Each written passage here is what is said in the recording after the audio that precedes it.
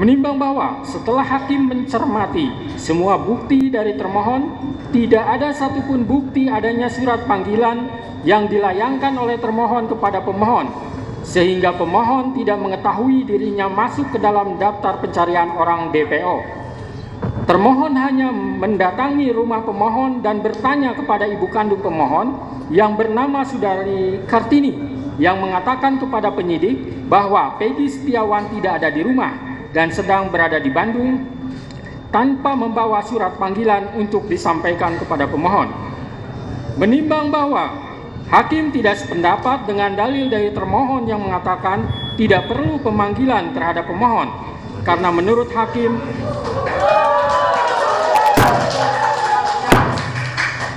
jangan ditanggapi dulu ya sebelum selesai baca putusan. Saya lanjutkan.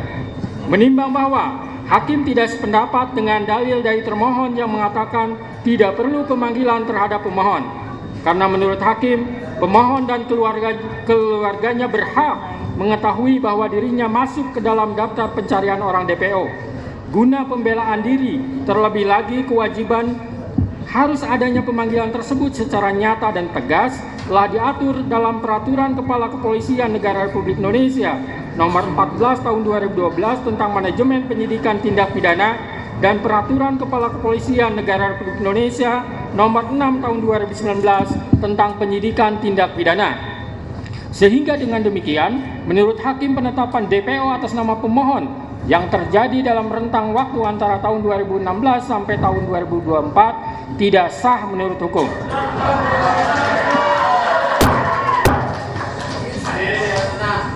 Tahan dulu.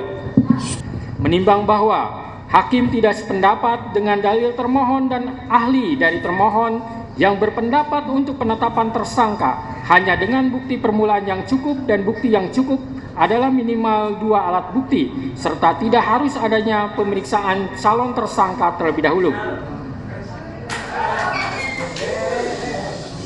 Maka menurut hakim, penetapan tersangka atas pemohon haruslah dinyatakan tidak sah dan dinyatakan batal demi hukum.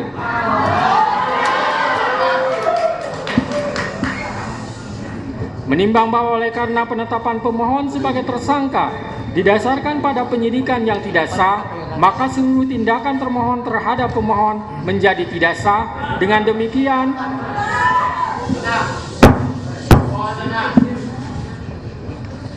Dengan demikian petitum dalam permohonan pra-peradilan pemohon secara hukum dapat dikabulkan untuk seluruhnya.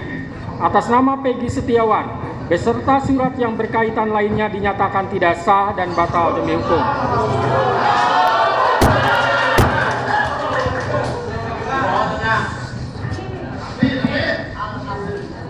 6. Memerintahkan kepada termohon untuk menghentikan penyidikan terhadap perintah penyidikan kepada pemohon. 7. Memerintahkan kepada termohon untuk melepaskan pemohon dari tahanan.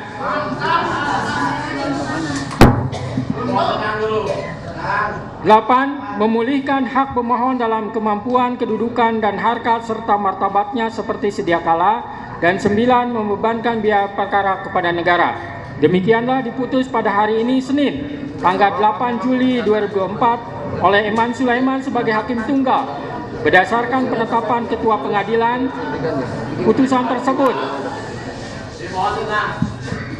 putusan tersebut diucapkan dalam persidangan yang terbuka untuk umum pada hari ini oleh hakim tersebut dengan dibantu oleh Muhammad Al-Atta sebagai panitera pengganti pada PN Bandung dengan dihadiri oleh kuasa pemohon dan kuasa termohon.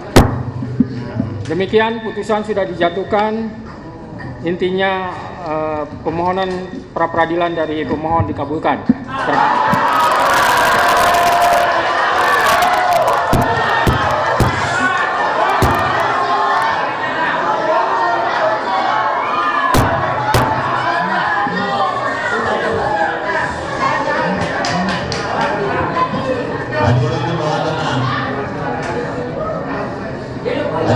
Baik ya.